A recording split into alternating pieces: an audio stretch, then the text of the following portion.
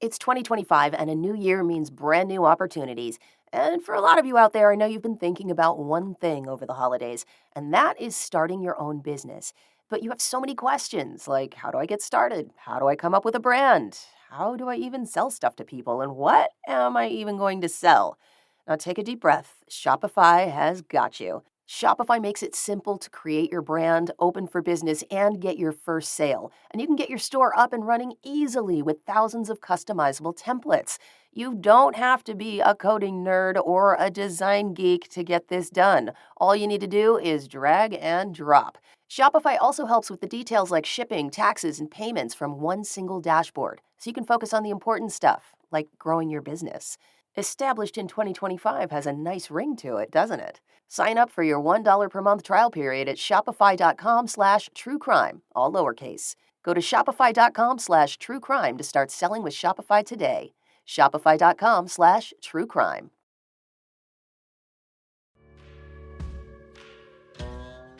I'm Alice.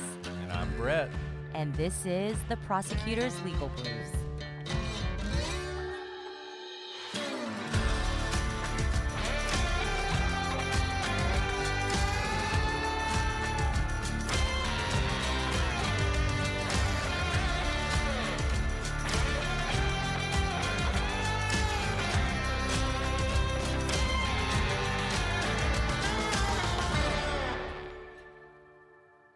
Hello, everybody, and welcome to this episode of the Prosecutor's Legal Briefs. I'm Brett, and I'm joined today by a real-life mind hunter, Julia Cowley, formerly of the FBI's Behavioral Analysis Unit. Is that correct?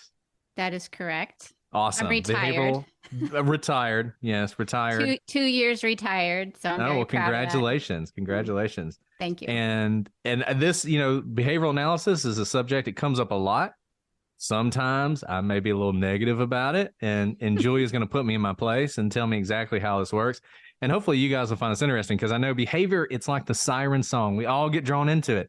You want to do behavioral analysis. You want to think about sort of the profiles of different types of crimes and different types of criminals and whether or not certain people meet those profiles, all that stuff. Well, we have the expert. She's going to tell us all about it. But before we get started, I do want to give Julia an opportunity to introduce herself to everyone here. So welcome to the show, Julia. Thank you very much. I'm excited to be here and to talk to you about my favorite subject, true crime, behavioral analysis, forensic science, any of that. But yeah, my name is Julia Cowley. I am a retired FBI agent and profiler. I've been retired for about 2 years now, and I spent 22 years in the FBI as an FBI agent, and then I became a profiler. But prior to that, I was a forensic scientist with the Tennessee Bureau of Investigation. So I went out to crime scenes, processed homicide scenes, and I think that was my strength in profiling. And so we'll get into this, and we'll get into behavioral analysis and what we perceive as kind of, some people think it's the be all end all. I know you don't, and I agree with you because I am a scientist. How did you make the jump from the TBI to the FBI? I always kind of knew that I wanted to be in the FBI, but I think it was after reading John Douglas's book, The Mindhunter, that I have 3 books in my life that dictated the course of my entire life. The first one was Helter Skelter by Vincent Bugliosi, and it's the Manson murders. Then The Blooding by Joseph Wambaugh, which covers the first case where DNA was used to get a conviction in the UK on a serial killing case. And then Mindhunter. And I always wanted to be like a forensic scientist and process crime scenes. But as I was doing that, I started to kind of decide, I really want to work on the why. Why is this happening? Why are people doing these things? What's the motive? And I also wanted to be kind of in charge of my own investigations, because as a forensic scientist, you're just that like one small piece of an investigation. And I wanted to be that person to put it all together. So that's how I made the jump. And then I had a person that I worked with in the laboratory who about 2 years prior to my joining the FBI, he joined the FBI and sort of talked me into it. So, but I think I always kind of knew I wanted to be in the FBI. And then when I joined the FBI, I wanted to be a profiler. I joined the FBI hoping that someday I could be a profiler, but also knowing that I may never be a profiler because it's a small unit, it's competitive, and I might never get that opportunity. So, I took a chance. And it obviously worked out for you. Now, you mentioned It earlier did. that you're a scientist and that attracted you. I would think that, there are different kind of sciences, right? I mean, there's like the really super hard science like nuclear physics or something, and then they sort of get softer. And forensic science, there's a spectrum there. I mean, there's science that's, like DNA might be considered one of the sort of harder parts of forensic science. And then things like handwriting analysis are very almost more of an art, really, than a science. Where would you put behavioral analysis in that spectrum from the hardest of the hard sciences to almost more of an art? I would put it closer to an art form. It is not a hard science by any mean. And I was a chemist. So chemistry was my major in college, and I have a master's degree in forensic science. So hard science is what I studied. But I think behavioral analysis falls more toward an art form. And I think it's an art form. And I think a lot goes into it. You have to be intuitive. You have to understand human behavior. You have to have experience. You have to have an open mind as well. I think that's really important. So it's just on the continuum. It is down at the very softest of sciences. And does that, and I want to, obviously talk more about it, but just as we go down this rabbit hole, as someone who was a chemist and somebody who was very sort of grounded, did it give you any pause that you were sort of becoming a little bit unmoored from maybe, the sciences of chemical reactions and predictability of things? And how did you deal with that? And I guess even if it is an art form, does it have ways that it is grounded in sort of a more scientific understanding of the way people behave? Yeah, that's a good question. And I think for me, when I would get a case, the cases that I felt the most competent at analyzing are the ones that had really good crime scenes, where there was a lot of behavior and a lot of interaction between the offender and the victim, because that's what I'm good at. I'm good at going to crime scenes, understanding what happened, what was the interaction between the offender and the victim. So when I would look at a case, I really focused on crime scene photos. I focused on autopsy results. I focused on lab results. Everything else I kind of tuned out because that was not helpful to me. That stuff can really taint your opinion. If you start hearing like, oh, this person who was interviewed said this about this person, and this person said this, and this detective thinks this, and you have to tune that out. And I would just look at the case from the crime scene perspective and try to determine what happened, what are the injuries, what does that tell us, what exactly happened here. And I think that's how I got kind of by that, the inexactness, I guess, of behavioral analysis. But once I understood what happened between the offender and the victim, or victims, if there are multiple victims, then I could kind of start to piece together, okay, what's the motivation here? Another key thing is victimology. That's another thing that I think gets overlooked all the time. I say victimology, victimology, victimology. What are these victims all about, and what put them at risk?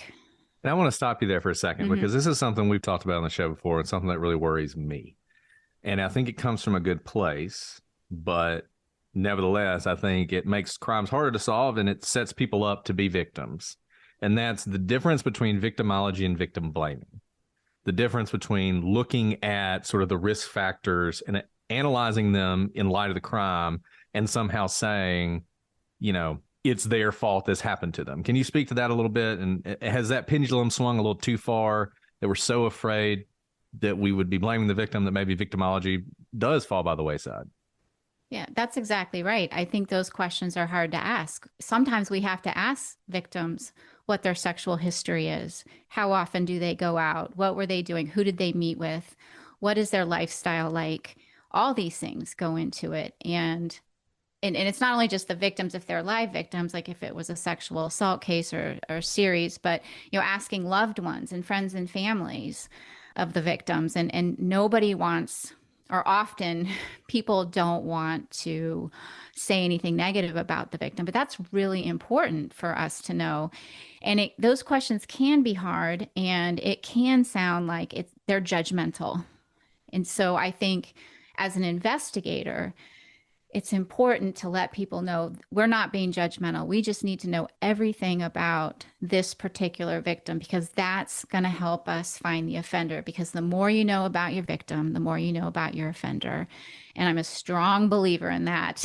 So it can be very sensitive, but there are many cases that I feel have given me a lot of insight into who the offender was, because I knew so much more about the victims. And one of the things that we use in the behavioral analysis unit is a questionnaire. It's called General Assessment Questionnaire. It's like 35 pages of questions about a victim. And sometimes we'll use it if we want to interview somebody. So we have people that know the victim or the subject really well, but they're not going to tell that person if you're going to interview them. And then fill it out, answer it. And these cover all the, their lifestyle, their habits, their, sexual habits. Do they drive fast? Do they take risks? What was there anything bothering them? Did they use drugs? All these things are covered. Where did they work? Were they prompt? Were they late? All these things really, help paint a picture of a victim. And if you give it to multiple people who know the victim in different ways, like a coworker or a family member or loved one, or people that might know them through their church or other social activities, you get a clearer picture of the victim, because you're getting multiple perspectives. But yeah, it's not about victim blaming, it's about victim understanding.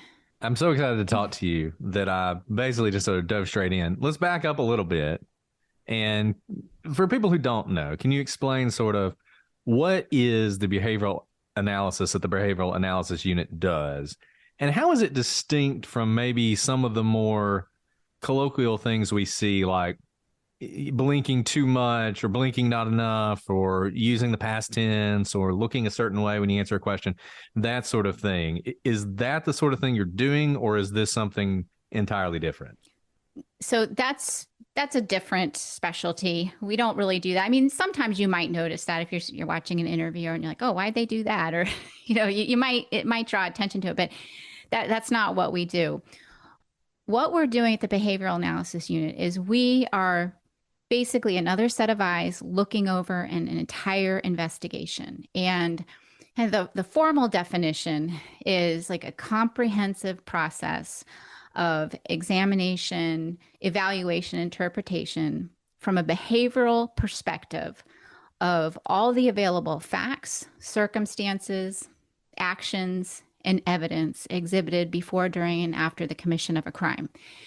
And so really it's just an entire look at this case. And what that can help us do is it can help us provide a better understanding of the offense, including the motivation of the offender, the victim selection process, crime scene dynamics, what occurred here. It can help focus the investigation, particularly with departments that don't have a lot of resources. It can help prioritize potential suspects, and it can also help identify the most likely type of person that would have committed that particular crime. So that's kind of it in a nutshell. And what I want to point out is that I know, like, you're always saying, well, I don't buy all that. And we're not really looking at, oh, they looked up and to the left, so they must be telling a lie, or they're blinking a lot, so that must be that they're nervous. That's not behavioral analysis unit, and that's not what we do in the behavioral analysis unit at all. That's just a different expertise, I guess. And for me, that kind of analysis isn't like, I'm not good at that. I think it's really hard. Like, I am not a good lie detector. And I mean that because if you're trying to talk to someone, you don't really know them, and you might be talking to someone who's extremely manipulative, they're charming, I just can't always tell. And then the other thing is, I may not know the person very well. So how do I know if they're particularly nervous, or they're lying, or maybe they're just, that's just how they are all the time, or maybe it is because they're lying. I just don't know. So I don't put a lot of weight into that in trying to say, oh, and another thing I also am very cautious of are 911 calls.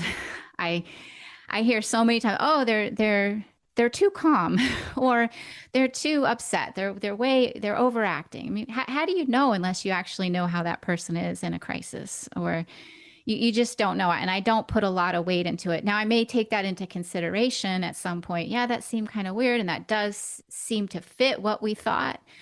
But that is not something I focus in on at all. So it's called the behavioral analysis unit. Yes. Is that a bit of a misnomer? Is it really about analyzing behavior? Because, there's profiling is, to me at least, more about not about analyzing the behavior of a specific suspect that you have in front of you, kind of like what you were just talking about. It's more analyzing the behavior of the unknown, suspect or whatever, unknown subject, whatever you guys call it. You have some fancy name for it. And sort of developing that profile that you then are using to sort of come up with suspects. Is that right? Or is that sort of an old school way of doing it? No, that's one aspect. I mean, one aspect is to look at a case and come up with a profile of the unknown offender, who's most likely to have done this. But behavioral analysis can be used for lots of things. You can do media strategies, interview strategies, threat assessments.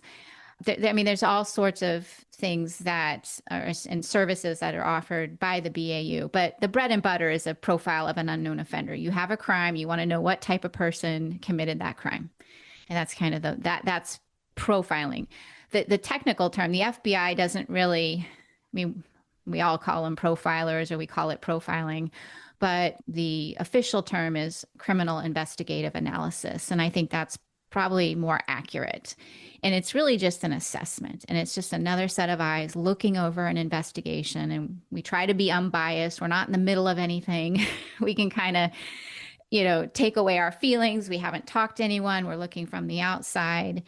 And the other thing we can do is help provide investigative strategies. We've seen this kind of case before. Here's how another agency solves something very similar. You could try this, this, and this.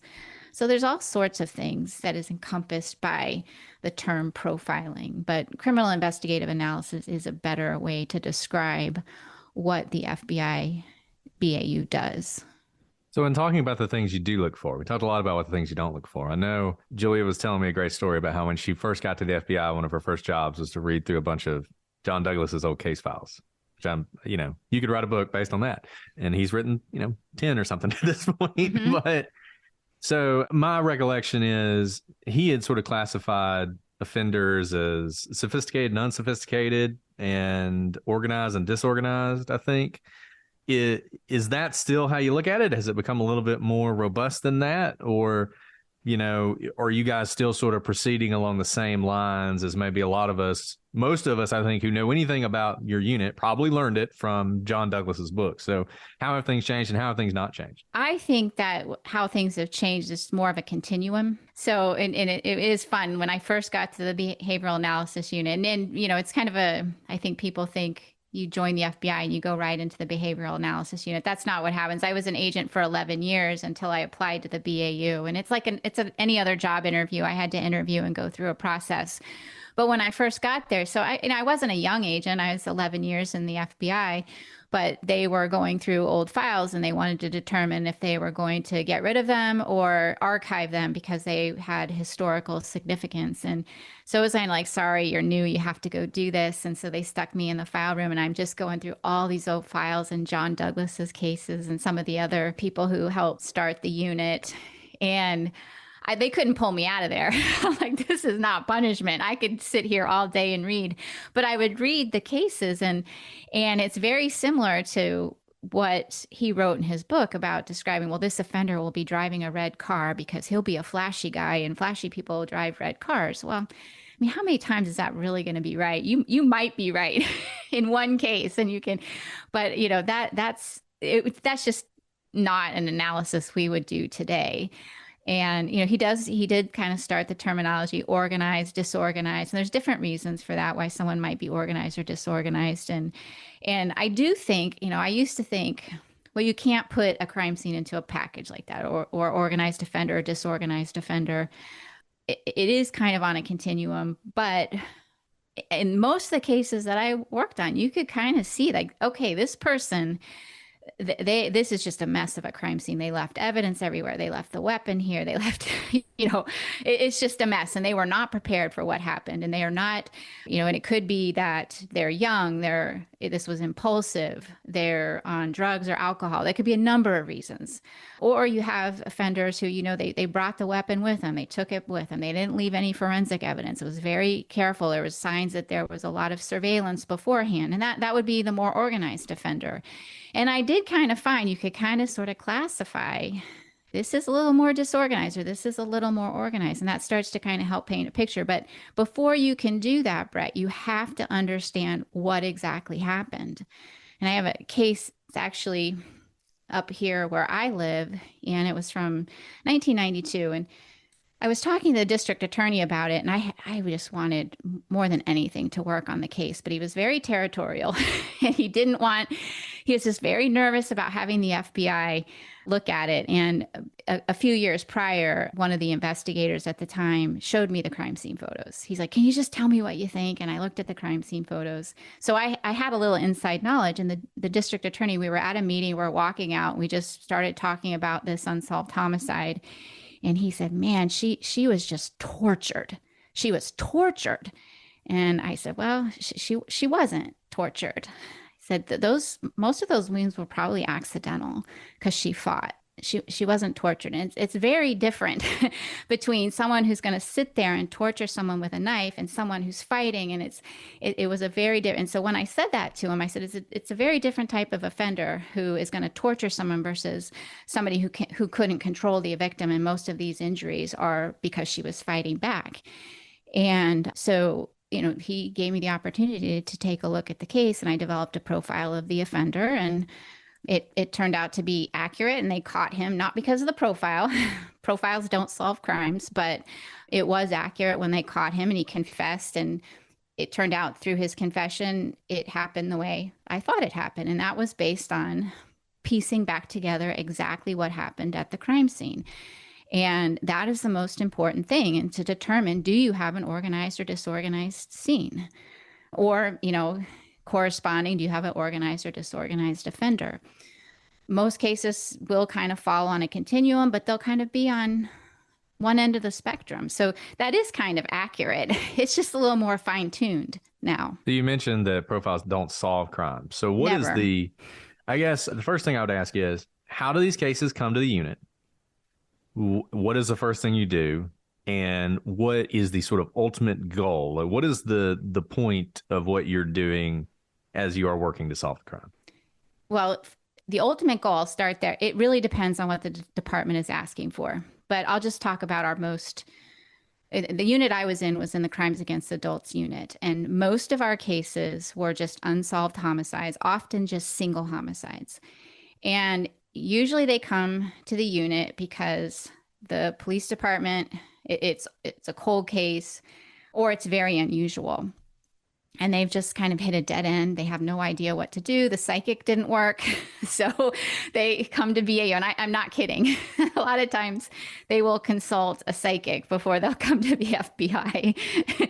And to be fair, a lot of times the psychics contact the departments first. So that's usually, they ask us, and they have to ask for assistance. And depending on the case, the first things I usually ask for, as I said, crime scene photos, autopsies.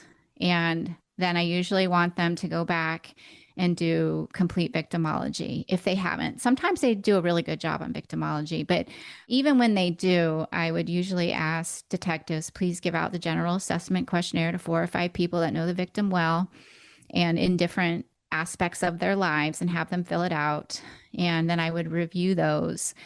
And really, it would just be about trying to piece back together exactly what happened to the victims and what the interaction was. I really tried to not pay attention to what their opinions were, because it's really hard when you have detectives that just have tunnel vision, or they have and I'm not saying that they're wrong. Sometimes I think I agreed with them, but when you disagree with them, they think you do a horrible job. Like, that was terrible. They don't know what they're talking about. And if you agree with them, it's like, they're the best, you know? So I really had to, like, don't tell me what you think. Don't tell me who your suspects are. Just let me piece back together what I think happened. That's how I worked. Every profiler will tell you something different how they worked, but that's how I worked, because my strong suit was forensics and the crime scene itself, and understanding the autopsy. That's really important. Like, what wounds actually killed the victim? And was this a defensive wound? Was it not a defensive wound? Was this an intentional wounding to cause death? There's a big difference between a sexual homicide and a rape murder. So that's kind of what you're looking for. And sometimes it's not always evident, but most of the time I feel like I could kind of piece things back together. So that's how I did it. And then, like I said, because it's not an exact science, other profilers would have a different way of approaching their work. Sounds like if you have a case that doesn't have a body, it's probably a lot harder to do what you do. It is harder. Yeah. I mean, in those types of cases, the no body homicides, you really work at proving that the victim's not alive as to proving that they're dead. And a lot of prosecutors have come around to taking no body homicide cases, but it's really to just show, okay, this person is no longer living, not that they were killed, it's just no longer living. But those are difficult cases. And we had a couple people in the unit. One of them was a close colleague of mine that did a lot of research on no body homicides and how to successfully prosecute them. And we had a symposium, but they're difficult cases. Definitely. Once you do your work, I mean, do you guys testify? Is this something that comes into evidence a lot, or is it something that is more behind the scenes? It's definitely more behind the scenes. We've had profilers who have testified, but personally, I think that detectives can testify to a lot of what we provide, but I don't know that, like when profilers have testified, they've testified to staging and what that looks like, or something like that, like a particular aspect of the crime scene. But I've never testified, and I've known a few profilers who have, but it's not often.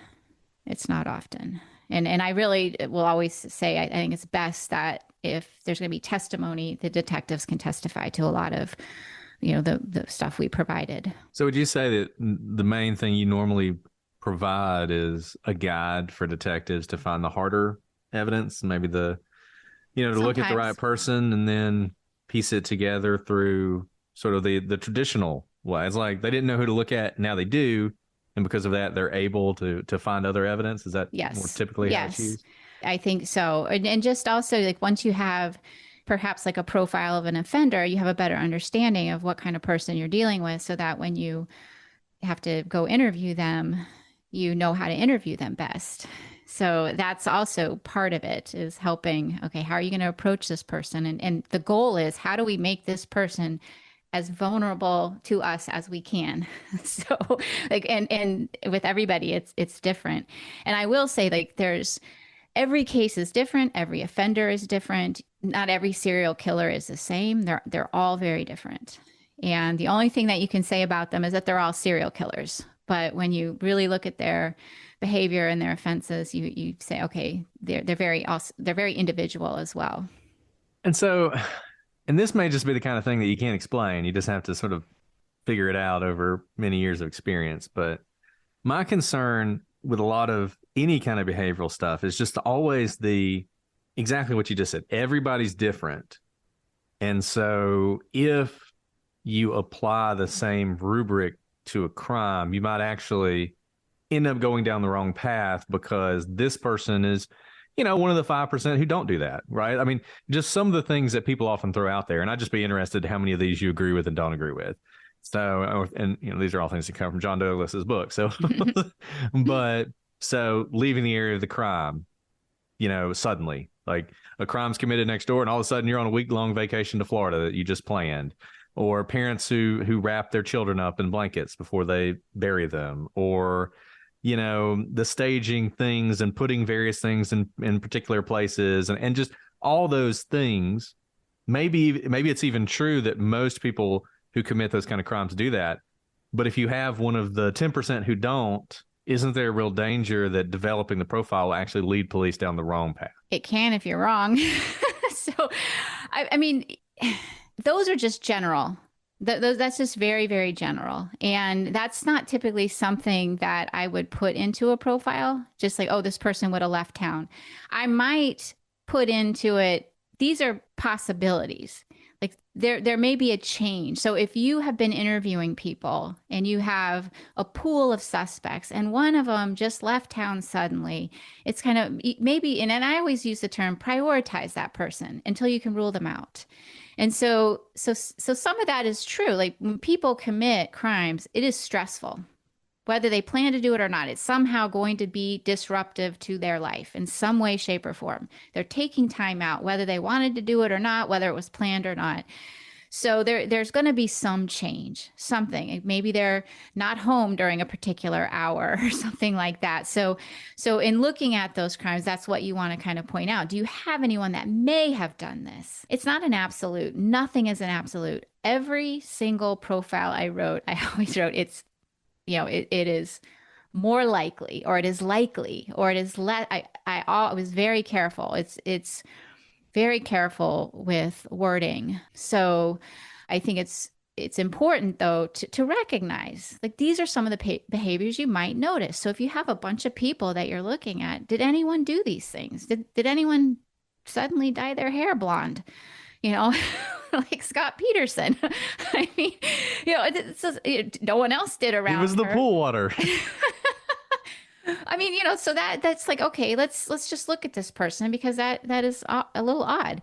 And yeah, if you fixate on stuff like that, that is not proof at all that somebody killed somebody because they changed their appearance right after the homicide. That you cannot go on that. But you can look at them, but the thing is you can't just fixate on it. It's real. I said it earlier on, you have to be open-minded and you have to be willing, maybe I made a mistake or maybe I'm not right about that. But if you kind of put it all together, then maybe you can like start really prioritizing people, but you cannot, I don't believe that you can or should say this is a main suspect or publicly name anybody through a profile. That if you have evidence, if the police have developed evidence and the police have charged that person, that's one thing. But if you're just doing it based on behavioral analysis, that is not good enough. It's just not. And that's why I say profiling doesn't solve crimes. It can help. It can help guide an investigation. It can help prioritize suspects, but it can help you have a better understanding of the type of person you're looking for. And that's it. And so I kind of gave you a hard time about you knock profiling a little bit, you knock behavioral analysis a little bit, but you're absolutely right. And I agree with you. And that's, I think it's important to kind of say, this is not the be all end all. It's not magic. It's based on, it's opinion based.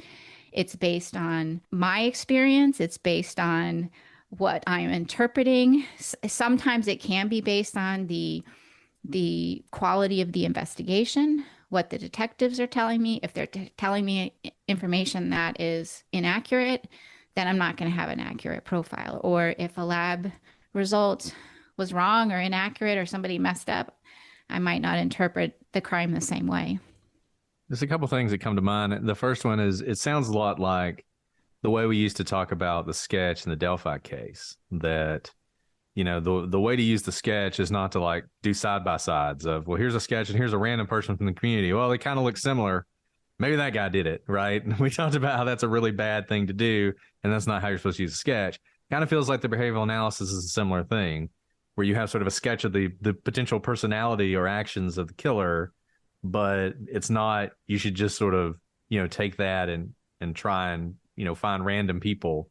It needs to be a little bit more focused than that if you're trying to use it for that purpose. Does that make sense? Yes. And I think that a good, thorough criminal investigative analysis is better than a sketch.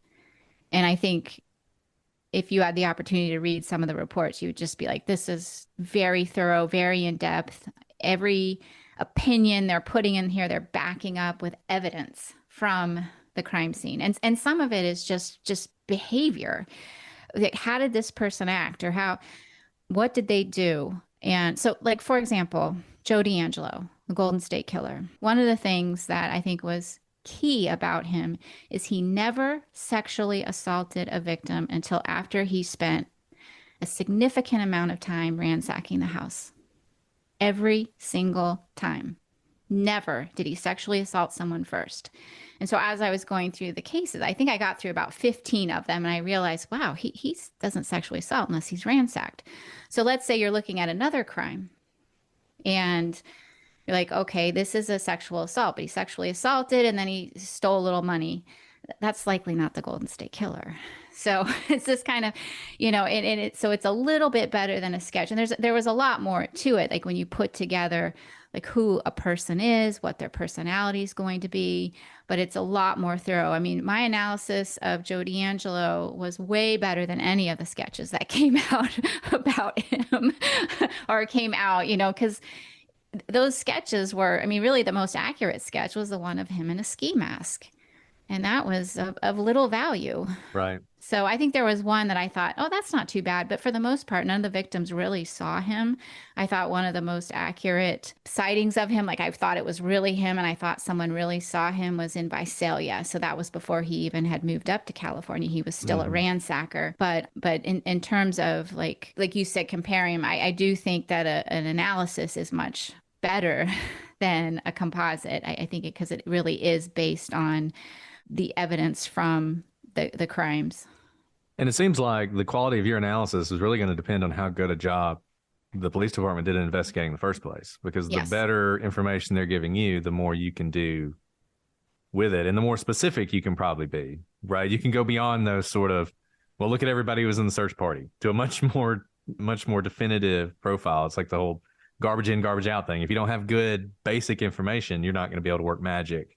Yeah. On your side. That's exactly right. And I'll tell you, one of the cases I worked in Oklahoma, Walika, Oklahoma, and it was the murder of Taylor Pascal Placker and Skyla Whitaker, ages 13 and 11 when they were killed. They were just gunned down on the side of the road, 2 different weapons, but the crime scene notes that were taken were incredible.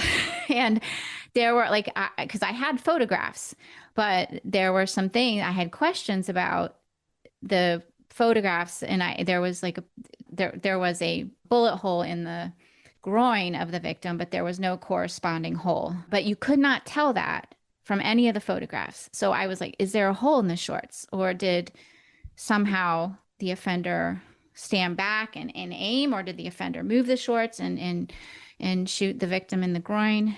I didn't know that, but I found some very detailed crime scene notes, and the crime scene investigator had written, there's no hole in the shorts, no corresponding hole. But there were lots of little details like that. So yes, that was key. That's really very significant behavior on the part of the offender in terms of that gunshot wound and what occurred to make that gunshot wound without putting a hole in the shorts.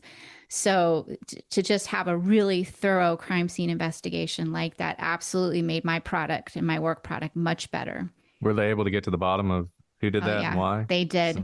So how did that go down? Why was there no hole in the shorts? So, well, I don't think they were able to specifically say if he moved the shorts. What I think he happened based on his confession is that he shot from a distance, and the shorts were sort of pushed to a side. He was a good shot. And so I think it was, in a way, target practice. That was my theory. But they ended up, it turned out that this particular offender had committed another crime. He had killed his fiance. And during the interview, it was the lead detective on the double homicide was the lead detective on this homicide. And I got a phone call saying, this guy matches the profile. And this is like 3 months. It was a 3-year-old homicide. It was 3 years when they finally came to the behavioral analysis unit. And I looked at it. And then like 3 months later, they're saying, we have a suspect. And I was just like, well, I know you're trying really hard and I appreciate that you listen to me, but I don't know. And then they started describing him and he's like, no, he matches the profile. And there were some very specific things I had said about him in terms of his gun use. And when they started reading down, well, he does this, and they showed me some pictures of him. And I said, that's exactly what I was talking about. This is going to be him. And then they were able to match cartridges from the crime scene to his grandfather's property where he did target practice. So, yeah. And that's a good example of, I guess, using the profile to sort of identify somebody and then using the hard science to lock it up. Yes, exactly. You find the cartridges and then you can match and you can see the profile did not solve it. Without the profile, they would have connected him eventually. There was going to be a search at some point. They were going to find casings, and then some forensic scientist was going to say, hey, these match this over at Walika. I think that would have eventually happened. But the profile was just like, it was instantaneous. He was able to say, I think this is him. And they started preparing that this might be the same offender. So I think it helped in some sense to solve it more quickly, but it didn't solve the crime. It just was helpful, I guess, for the investigator to understand what kind of person he's looking for. And that was, that's the best you can hope for. So let me ask you this. I think in some weird ways, the most sort of honest and unadorned a person ever is when they're committing one of these crimes. They are their true self, like in the moment that they're doing these horrible things.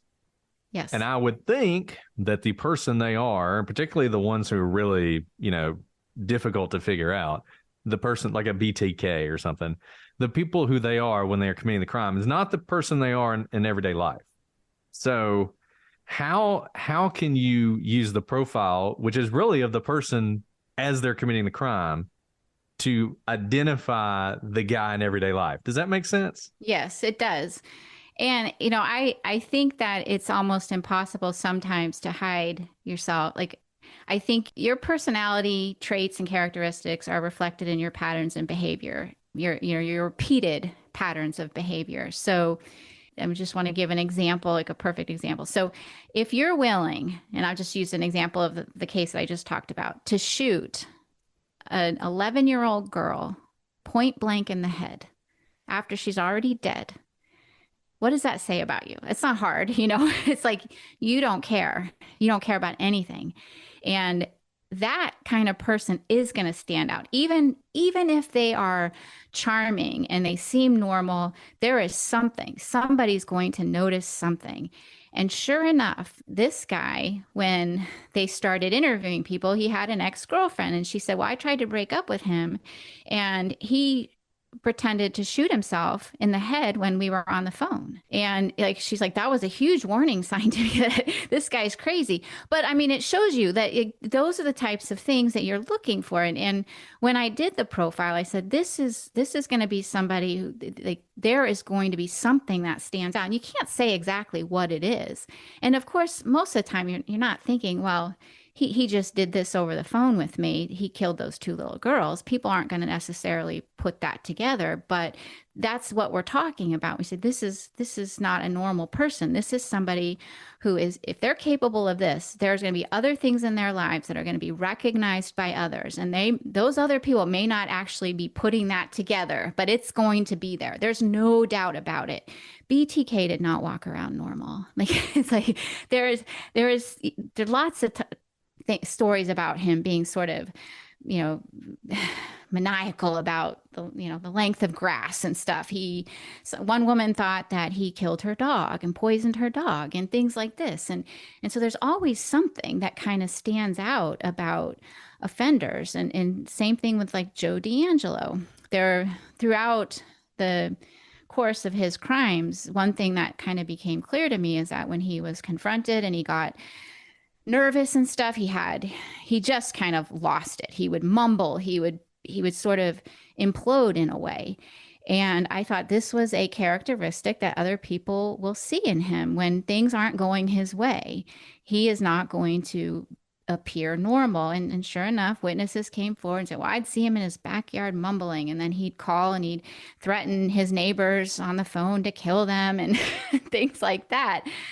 So I do think that, especially in some of these extreme crimes, you are still going to see aspects of what you see at the crime scene in their everyday lives. To answer your question, very long-winded. Well, and so do you think that we're sometimes, by we, I mean Alice and I, are wrong to discount some things that maybe people point to? Because, I mean, I don't know. Scott Peterson had an affair, right? And we were like, look, it's not great that he had an affair, and that might very well have been part of the motive, but we're not saying he killed Lacey because he had an affair, right? Or trying to think of another example. Just, there are always little things that people do that people grab onto. And they say, well, that's the reason, right? Like Adnan Syed, he's got a breakup letter from Heyman Lee. He writes like, I will kill at the top, right? And that becomes like a big piece of evidence. But you could also say stupid things that stupid high school boys do when a girlfriend breaks up with them.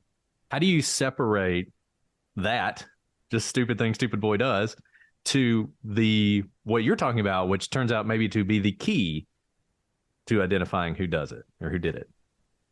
Well, you don't separate it out. I think you do exactly what you do. You say, well, that could be something, but it doesn't prove anything. But it could be something. And but you have to keep adding on, and there's something else, and then there's something else. Now, if that's all you have, that's nothing. That's just nothing. But if you add everything else together, then you start seeing, okay, that, oh, he did searches of the tide in the area where her body happened to be found. You start piecing that stuff together, then that becomes much more of a really strong circumstantial case. But you can't just say it's not important, but I think you place the proper amount of weight. When I've listened to your show, I feel you place the proper amount of weight on certain things that maybe others may fixate on.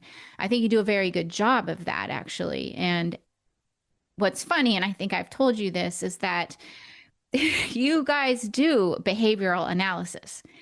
And I think a great example is when you went through the JonBenet Ramsey case. You did a lot of behavioral analysis in that, at the same time knocking it, by the way. So, but you did. That's exactly what you did. When you went through the letter, you were talking about, did Patsy really watch all these movies and memorize these quotes? Is this something, because I think you were right. I agree that it's interesting. This person has these quotes at the top of their head in a very supposedly high stress situation, and they've seen all these movies, likely. So, but that's behavior. So you're not doing statement analysis necessarily. You're not, picking apart each word or anything like that, or you're not doing handwriting analysis, but you're doing behavioral analysis of that letter, and you did do that. And then when you went through your theories and you ruled out certain theories, you did that largely based on behavior.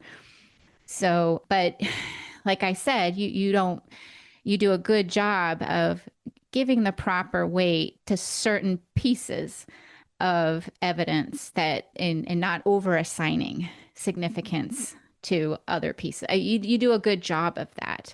But what you have to realize, you just can't say, oh, he had an affair, he has to be the killer.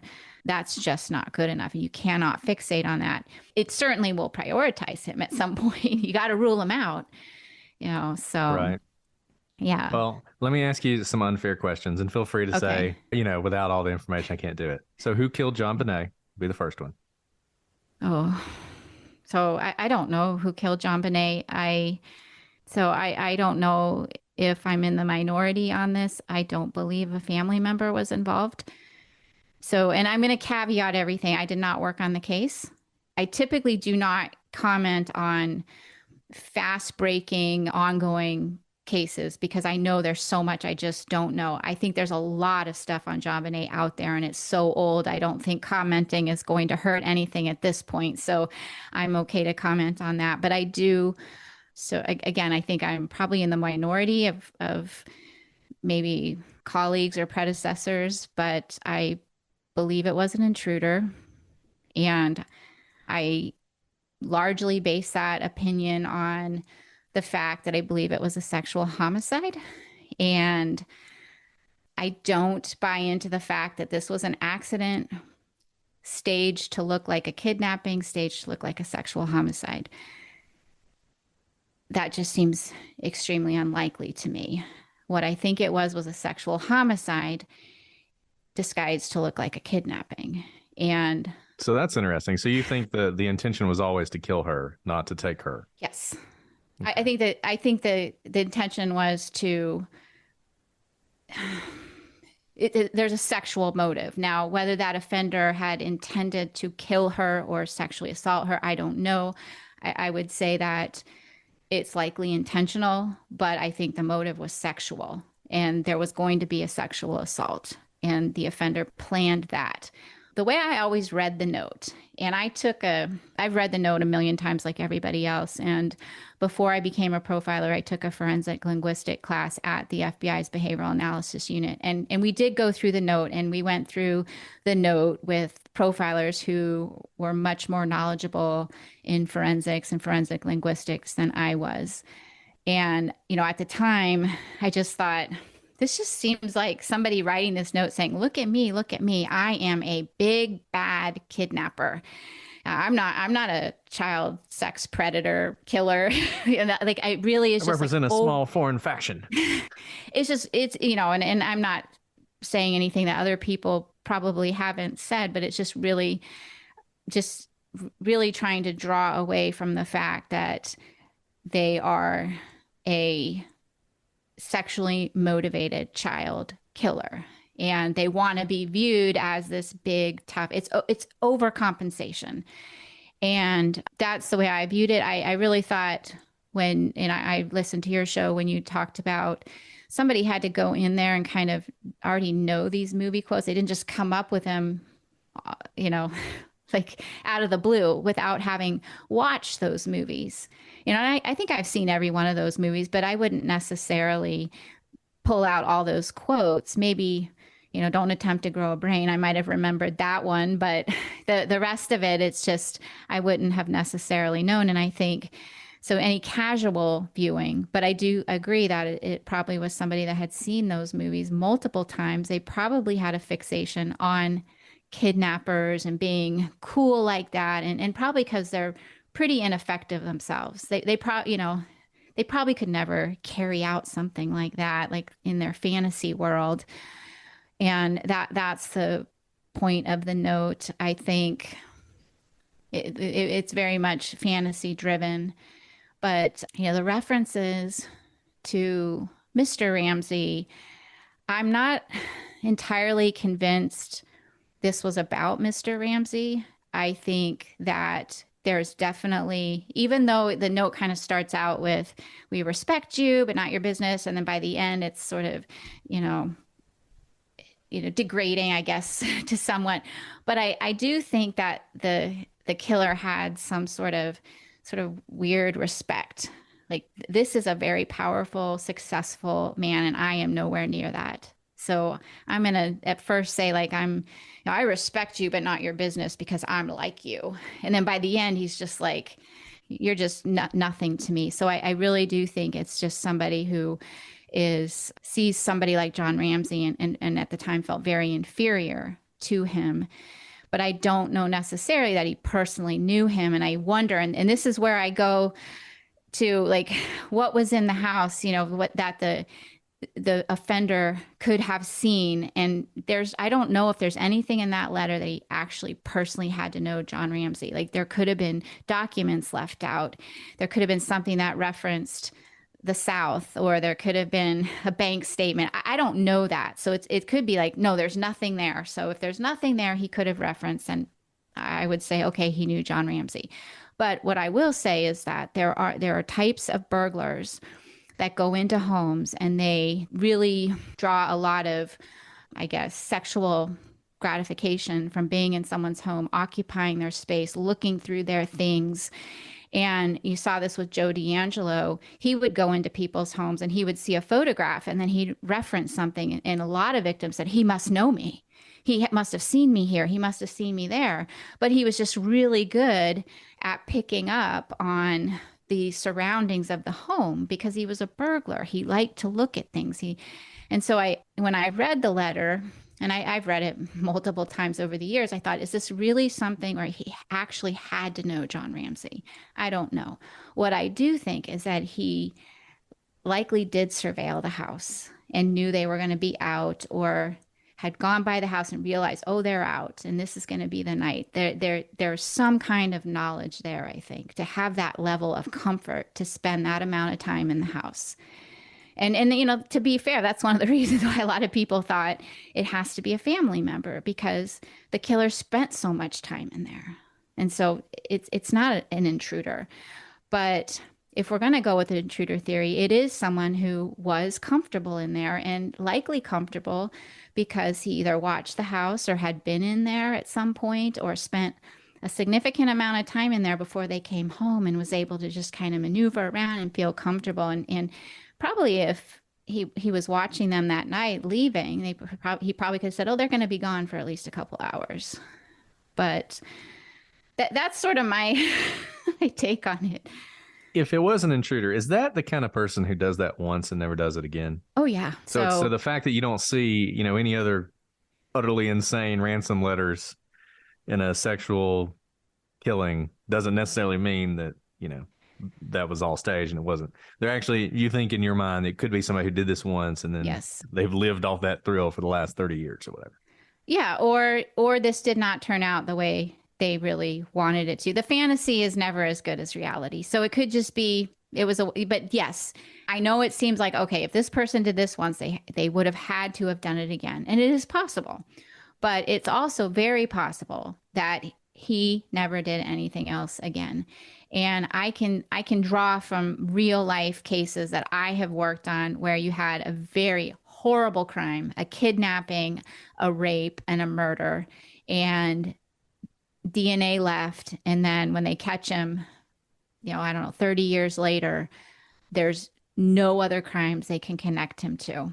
And it really turned out that in this particular case that I'm talking about, he had a kidnapping fantasy, and he didn't really know what he was going to do with the victim, but he kidnapped this victim out of her place of work, took her and sexually assaulted her and killed her. And he never did anything again, despite the police, exhausting everything. They've never been able to show that he committed another crime. And I think he just was like, I did that once, I'm not going to do it again. And that is possible in this case as well. And I'm sure you don't want to talk about this case in particular, but you talking about that makes me think of Richard Allen, who's been arrested for the Delphi crimes. Yes. That if he is guilty of that, he would be that kind of, to my knowledge, and maybe it'll come out in a trial or some other circumstance, never been in trouble with the law, never been arrested for anything, no sort of priors that you might expect of escalating up to this. Yeah, that's another thing we talk about a lot, and maybe we're wrong about this, the sort of escalation that typically you might see less serious crimes before all of a sudden you're murdering two girls with a knife or whatever, right? Mm-hmm. But and you is that rare, or is it? It just feels like it should be rare that your first crime is to kill two people. It is rare. Usually there's something else there, and there might be, but he never got caught for it. That's it.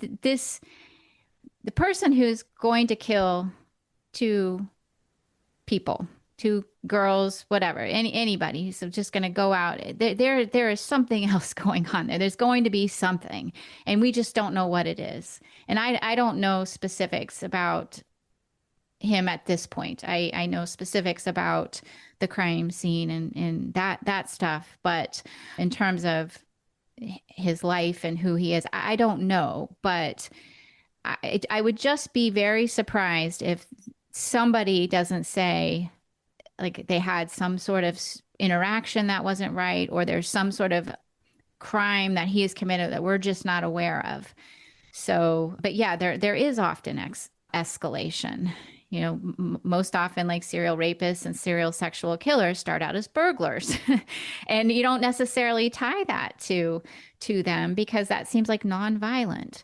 In the case of John Benet Ramsey, if I were to say, who should you be looking for? Look for burglars. Look for burglars right now. If you can't find another, obviously you're looking for child sex offenders as well. I'm not saying rule those people out, but include burglars. because you might have this as a first time, but this is probably not the first time the person went into someone's house or was peeping through windows or something like that. So yeah, you do see escalations, but it just may never be on the radar. I will suspect that there's going to be something in the Delphi case that somebody's going to say, well, that was a warning sign. So I've kept you now for over an hour, so I probably should let you go soon. But before I do want to ask you about one more famous case, one that we have not covered. And like I said, if you don't know enough about it, feel free to demur. But the West Memphis Three. Are you familiar with that case? I'm very familiar with it. Okay, Yes. so you have your 3 8-year-olds who were murdered. Eventually, 3 teenagers are arrested, eventually convicted, and then eventually released. Though they took an Alfred plea, so technically still guilty. What are your thoughts on? And you don't have to. I don't. If you want to get into whether they're guilty or not, that's fine. But just what kind of offender do you see committing that kind of crime? Well, I will just say I never believed that the 3 young men who were convicted of the crime did it. I never thought that seemed right. And you can go back to my early days in the FBI and I would talk about it to people that I worked with. I didn't work on the case, obviously, but I would say there's this case and I just think there's just been this miscarriage of justice and I feel like I need to get involved. That's how passionate I was about the case. I was, and I followed it for many years. And anytime I was at a training with somebody and they were from Arkansas, I'd say, did you work on that case? I'd try to get information. But type of person, again, is just going to be, without going through each detail of the crime scene, is, somebody who is just likely emotionally immature and probably has had and acted out violently in their past in some way, shape, or form. I think they probably knew the boys. This is a small area. There's not a lot of strangers around, and the boys are in their neighborhood and they played there. So it's probably somebody familiar with the boys. I probably shouldn't say much more because I don't want to name somebody that, that hasn't Let me been say this. convicted. Or some people might say you're describing Damien Eccles. Well, that's a good point you make because I was just extremely general about what I said. I think Damien Eccles is innocent of this. And I think the other 2 that were also convicted are innocent. I don't think that they did that. I think one of the things I did study a little bit at the BAU was false confessions. And so that's I can be very strong and say, I do not think they committed that crime. I don't care what Jesse Miskelly said in his confession. It had all of a false confession. I know I've kept you for a while, but if you're willing to talk, Yeah. I'm fascinated by false confessions. I've talked about this a lot on the show. Like I'm very interested in them. I don't really understand why people do them, but I know they happen. They do. What is it about Jesse Miskelly or just in general? What are the sort of hallmarks that you look for when you're looking? Because that's what I hear a lot. Like I said, we haven't covered it, so I don't really have a strong view one way or the other. But what I hear a lot and what I see people say is Jesse Miskelly, he confessed 8 times and he put his hand on the Bible with his lawyer and confessed. And he said, go to the bridge and you'll find a whiskey bottle. And he found it, like all the other stuff, right? I mean, people really lean into that. So why is it that you think those, or what are the sort of markers for other people? If they want to look at his confessions, what are the markers you look for a false confession? Not getting the details of the crime right and being led, leading questions. And okay, that's not right. So what about this? Oh yeah, that's really what happened. And so I think that's number one. You're not getting the details of the crime right. I think 2, being young, he was vulnerable. I think also lower IQ can play a factor. And I think that he truly believed that, he was tired. It was exhausting. You question somebody for a long period of time and you're like, you can go home if you just tell us what we want to hear. And, he believes I'm going to go home. I just want to get this over with. And you become so exhausted that you just confess to something that you didn't do. And his confession, not all parts of the interview were taped. So we don't know what was said or what was told to him, what was provided to him, what was fed to him. We don't know all that. But I have heard some of the tapes and read transcripts. And what he said initially was it's just absurd. And it did not align with the physical evidence. I think that's the number one thing I would look at. This does not align with the physical evidence. And so we cannot go with it just because he said he did it. There's a lot of times where people give false confessions. And I know it's hard to understand. Most of us would never do that. But we don't have the same background that Jesse Misskelley had. We don't really know what he's all about or what stressors he had and what he understood and didn't understand compared to what you and I understand in our positions. So I have always thought from the beginning that was a false confession.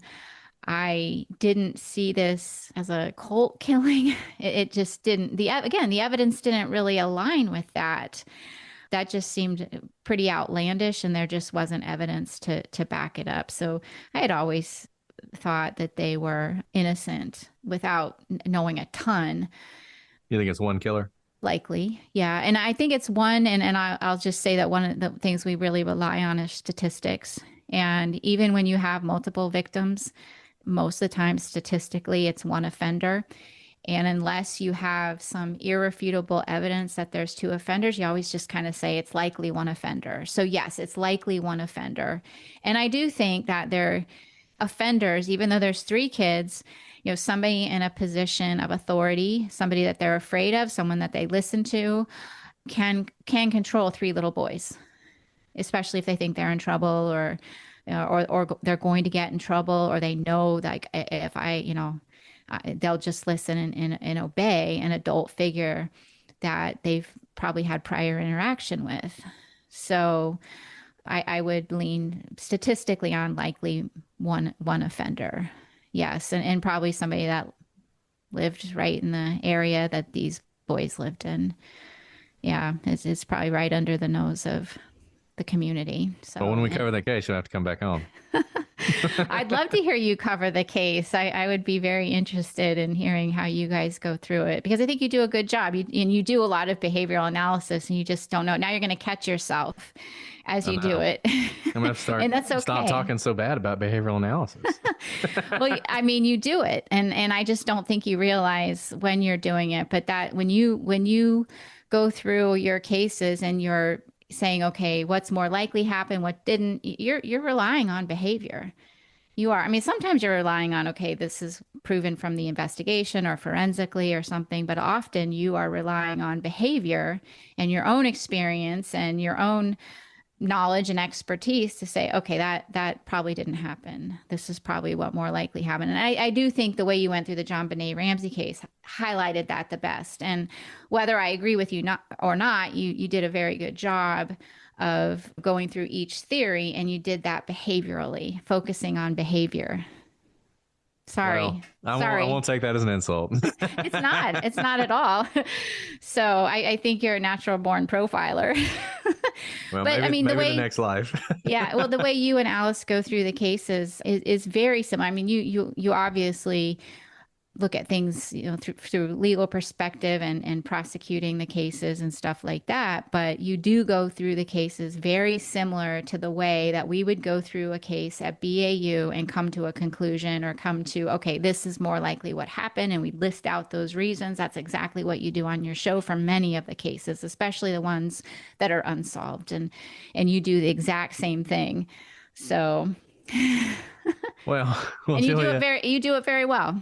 Well, thank you. Thank you. I got to say, it's been such an honor to have you on the show. I hope you'll join us again. I feel like I just have unlimited questions that I could ask you, but I've kept you now for over an hour. So we really appreciate how generous you've been with your time. Thanks for reaching out. Julia reached out and I was like, oh my goodness, you got to come on the show. And she immediately said, okay. And so 2 days later, here we are. Yeah, I reached out to tell you, you're a good profiler. You need to stop knocking behavior analysis. I didn't think I'd get invited on the show, but I'm like, sure, I'll come on. Hey, the quickest way to get invited on the show is to tell us, you need to shape up. We're always happy to have people who actually know what they're talking about. That was not my intention at all. I wasn't telling you to shape up. I was just saying, I don't know if you realize it, but you're actually profiling, Brett. Well, I appreciate you reaching out and being willing to come on and talk. And like I said, I think we're going to have a lot of questions from people. Would love to have you back on some other time. Maybe, come on and talk about specific cases when they're well over and done, because I know you don't want to talk about anything. Yeah, don't put me on the spot. Yeah. So, okay, well, I'm going to wrap it up for now, but I'm going to need your help. Guys, I hope you enjoyed this. Join us next week. We'll be talking about something else. Who knows what it'll be? It's all sort of random these days. But until then, I'm Brett. I'm Julia.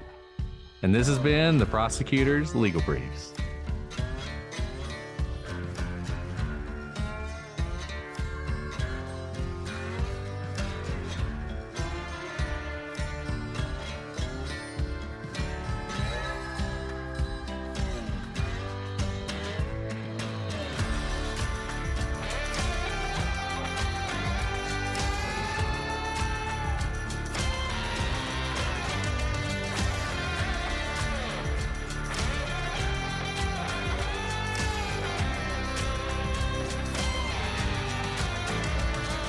What number do you have it on? Number? Well, I mean, it's not really a number, but like I'm just curious. Okay, Like on the clock. I'm probably too loud. Let me turn it down. I mean, you may not be. No, I am because I'm at the red.